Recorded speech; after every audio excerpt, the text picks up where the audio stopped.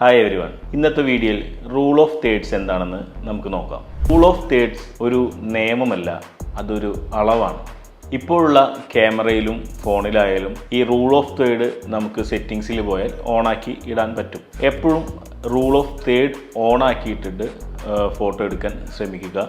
എല്ലാ പ്രൊഫഷണലേഴ്സും rule of third ഓണാക്കിയിട്ടിട്ടാണ് photo എടുക്കുക. ഇനി എന്താണ് റൂൾ ഓഫ് തേർഡ്സ് എന്ന് നോക്കാം. ഒരാൾ ഒരു ഫോട്ടോയിൽ നോക്കുമ്പോൾ ആദ്യം ശ്രദ്ധ പതിയുന്ന ഭാഗങ്ങളാണ് ഈ നടുവിലെ ഭാഗങ്ങൾ. ഇതിൽ തന്നെ ഈ ലൈനുകൾ കൂടി ചേരുന്ന ഈ 4 ഭാഗത്തും അതിൻ്റെ സെൻറ്ററിലുമാണ് കൂടുതൽ പെട്ടെന്ന് ശ്രദ്ധ പതിയുക. നമ്മൾ എപ്പോൾ ഫോട്ടോ എടുക്കുമ്പോഴും ഈ നടുവിലെ ഭാഗത്ത് സബ്ജക്റ്റ് ഉൾക്കൊള്ളിക്കാൻ എപ്പോഴും ശ്രദ്ധിക്കുക.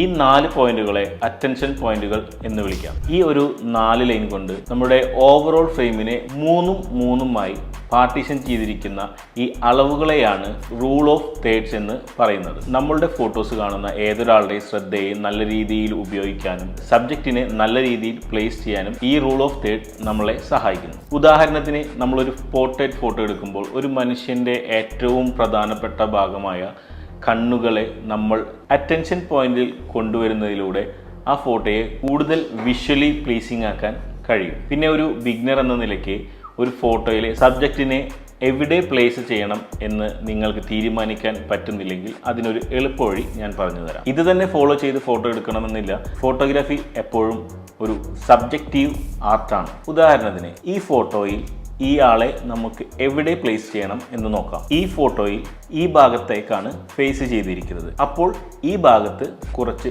സ്പേസ് നമുക്ക് കൊടുക്കാം. ഇനി ഇത് താഴെ പ്ലേസ് ചെയ്യണോ അതോ മുകളിൽ പ്ലേസ് ചെയ്യണോ എന്ന് നമുക്ക് നോക്കാം. ഈ ഫോട്ടോയെ താഴെ പ്ലേസ് ചെയ്യുമ്പോൾ മുകളിൽ നെഗറ്റീവ് സ്പേസ് വരുന്നുണ്ട്. അപ്പോൾ നമുക്ക് ഈ ഫോട്ടോയെ മുകളിൽ പ്ലേസ് ചെയ്യാം. ഇനി കൂടുതൽ കമ്പോസിങ് ആൻഡ് ഫ്രെയിമിങ് നെക്സ്റ്റ് വീഡിയോയിലൂടെ നമുക്ക് പരിചയപ്പെടാം. ഇനി അടുത്ത വീഡിയോയിൽ കാണാം.